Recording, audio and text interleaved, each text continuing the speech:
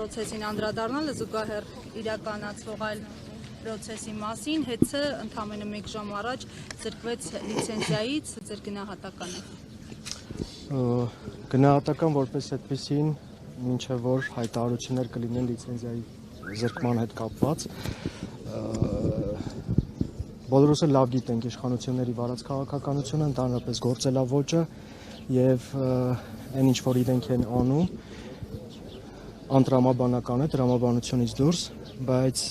այս պահին չեմ ուզենա ինչ որ գնահատական տալ, մինչև որ մասնագետները կոնկրետ գնահատական կտան լիցենզիայի զրկման հետ կապված։ Եվ այսօրվա դատարանի որոշման մասին, ինչ ակնկալիքներով եք այս անգամ եկել, հնարավոր համարում եք, որ լիցենզիայից զրկելու այս պրոցեսը փոխհատուցվի օրինակ Կարապետյանի ազատ արձակմամբ կամ խափանամիջոցի փոփոխությամբ, այլընտրանքային խափանամիջոցի ընտրությամբ։ Այդ փոխհատուցվի բառը մի քիչ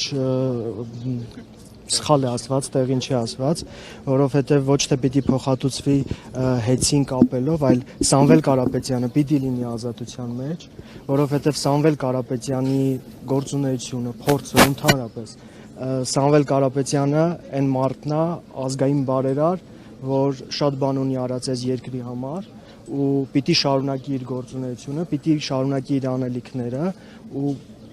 որպես հայ, որպես արժանապատիվ մարդ Սամվել Կարապետյանը պիտի լինի ազատության մեջ։ Ես նկատի ունեմ իշխանությունները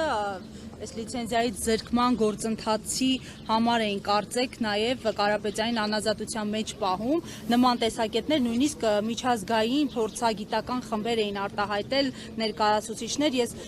մեջբերեմ Արեշևի հայտնի հոդվածը, որը կասկած էր հայտնել, որ այս առաքելական եկեղեցու մասին Կարապետյանի հայտարարությունը ընդամենը արհեստական առիթ էր, որպեսզի նրանից խլեին հեծը։ Հիմա եթե հեծը, այսպես ասած, խլման պրոցեսի մեկնարկը կամ ավարտը արդեն տրվել է լիցենզիայից զրկումով, հնարավոր համարում եք, որ արդեն Կարապետյանն ազատ արձակվի հենց դրա դիմաց, այսպես ասած։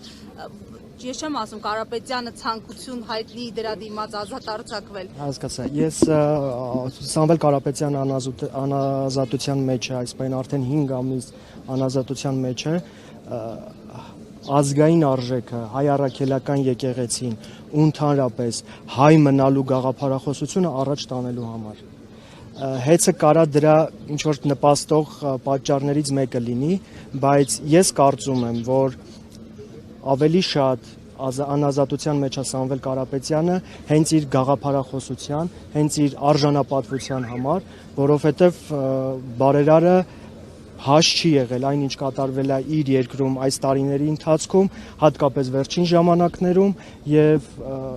դա է պատճառը, որ անազատության մեջ է, բայց քաղաքական հետապնդում, այո, քաղաքական հետապնդում կախված մի շարք դրդապատճառներից եւ Սամվել Կարապետյանի հետ կապված պիտի արդարությունը վերականգնվի, Սամվել Կարապետյանը պիտի լինի ազատության մեջ, որովհետեւ հայ